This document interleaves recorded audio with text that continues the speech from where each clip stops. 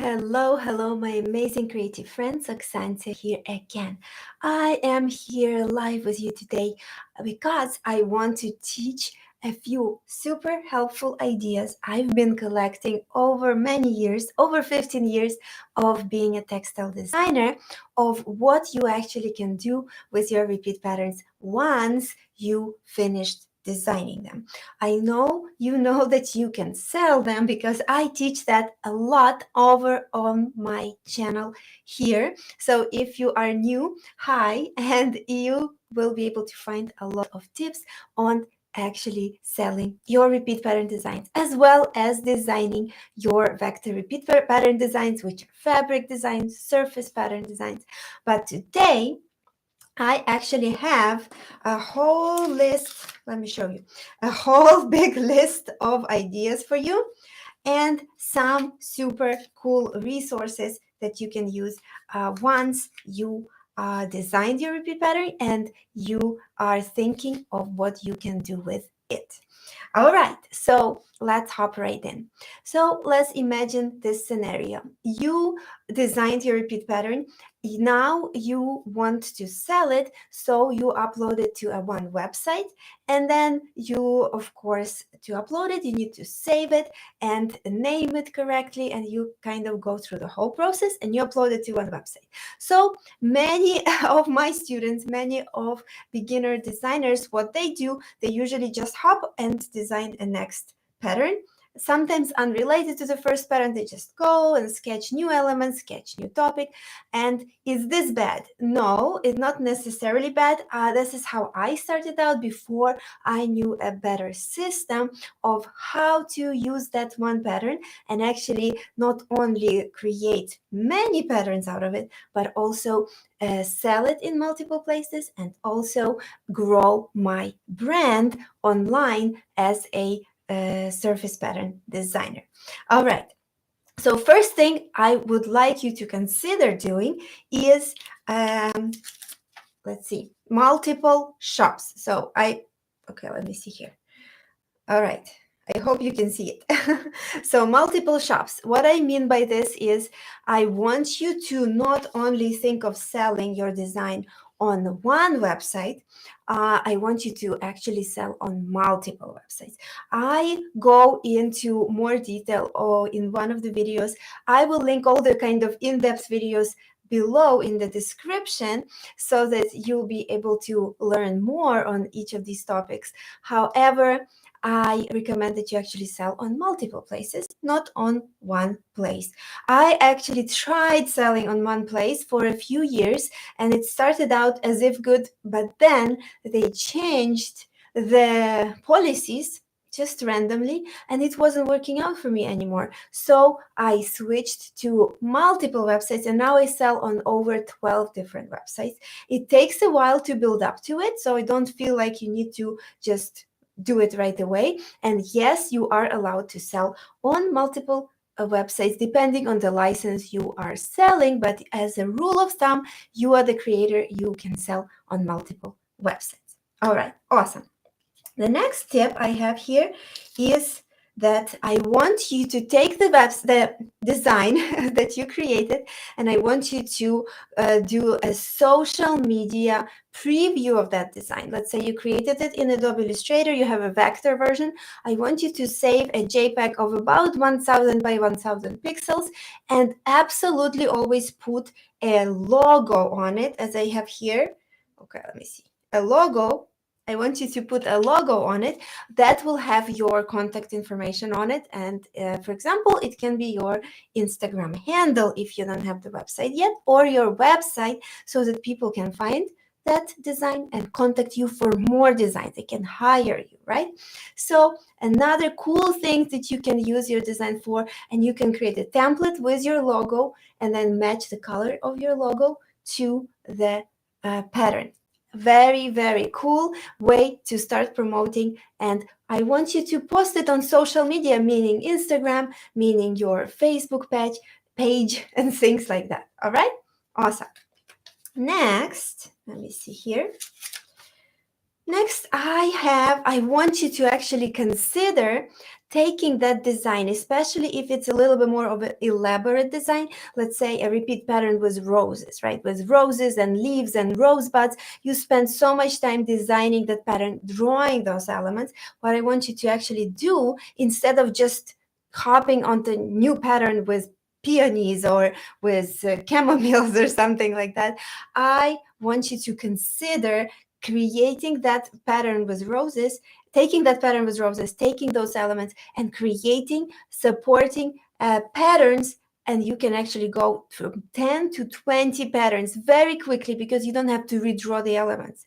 This is super cool trick that I use to grow my repeat pattern portfolio to over 5,000 repeat patterns in my shops over the years.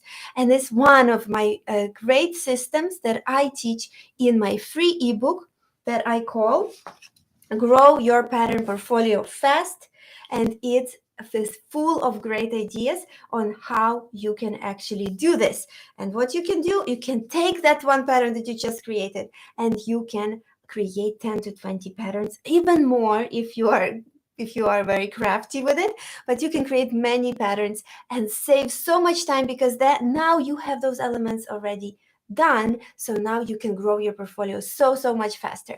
This is a free ebook that you can download for yourself following the link in the description under this video. All right. So now you have multiple patterns instead of that one pattern, and it saves you so much time.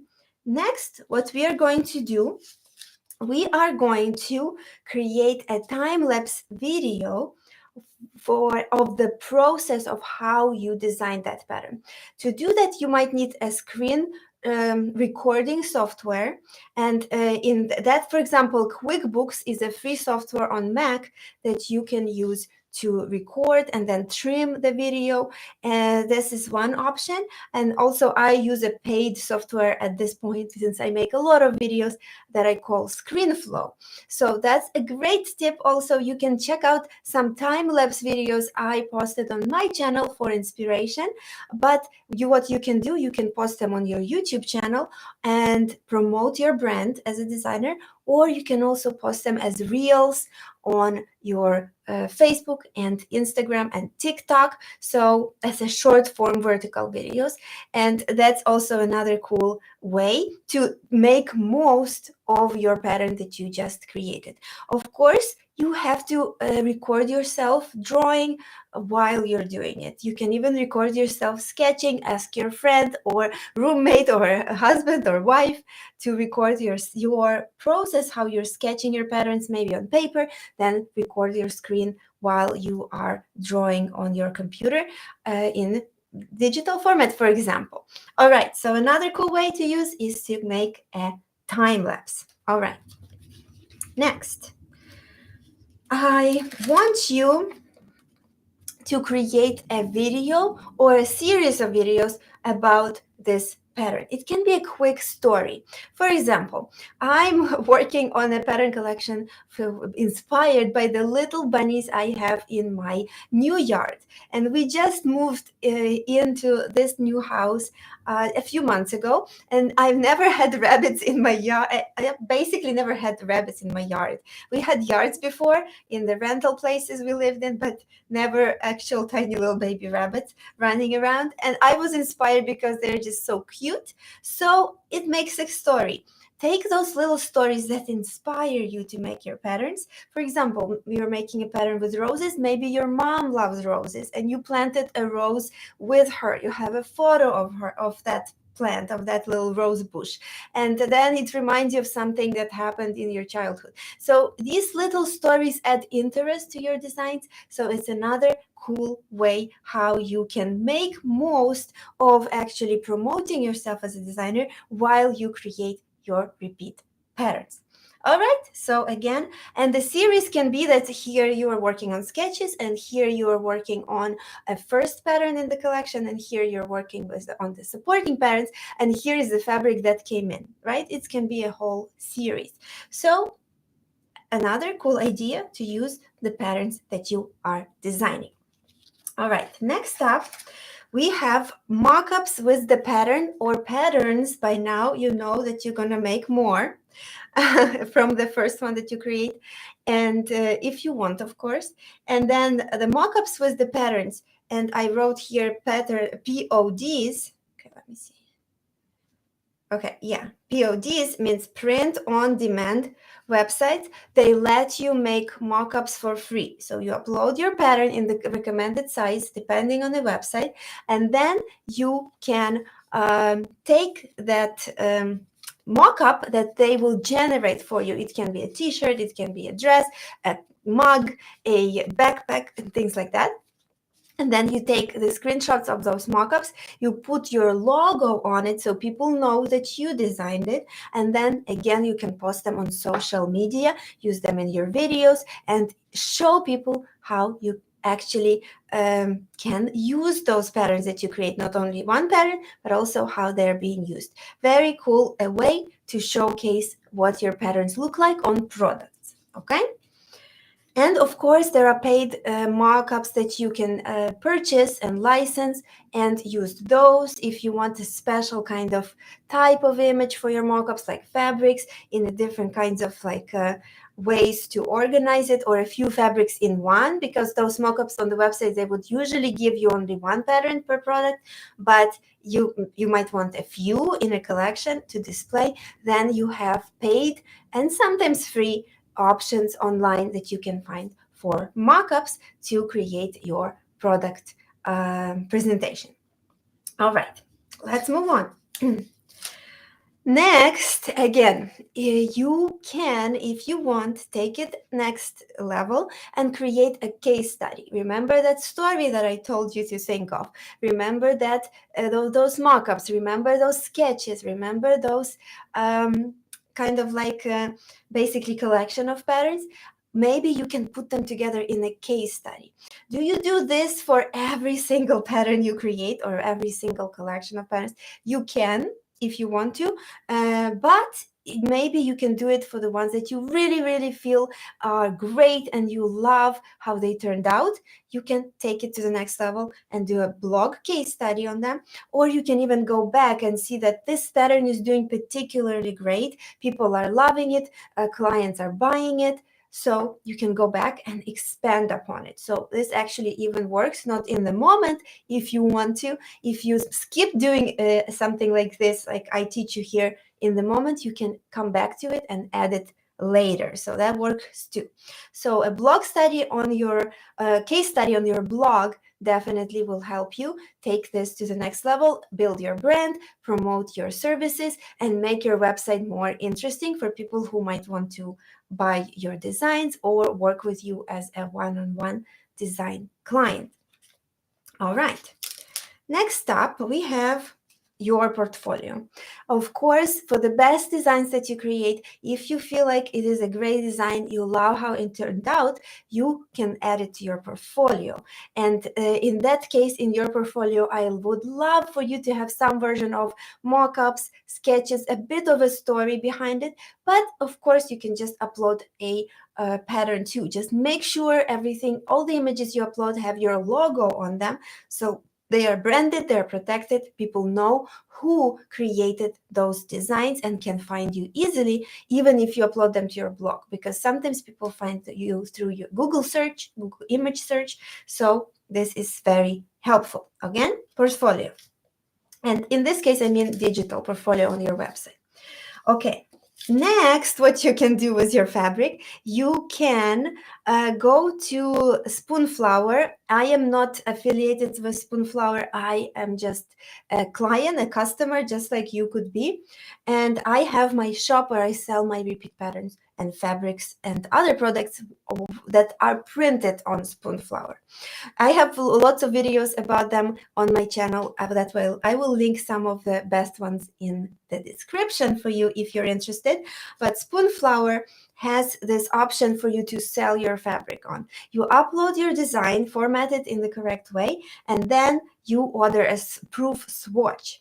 And my tip here is that you use this when you have 42 plus of repeat patterns uploaded to Spoonflower, and then you put them in a collection, and then you can use their fill a project feature on Spoonflower, and then the proofing of ordering this swatch, which costs you money, is much cheaper. Okay, so that's my tip. And here you will have your design now on actual fabric, and you can also do wallpaper and some home goods from them if you want to, but then you can also post it for sale and start selling. So that's a very cool tip that what you can do with your design. Okay. Next up, we have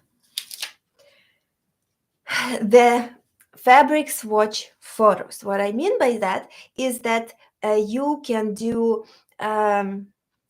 take the swatch that will come, the proof swatch from Spoonflower, and then what you can do, you take photos of that fabric. So what I mean here, for example, here I have a fabric swatch with my cat's pattern, and then I have a sketch that I attached to it, and then I have a few more just the same like this here. So I have fabric and I have a sketch here of the elements. I just keep them organized in batches like this so that I can take photos of them together.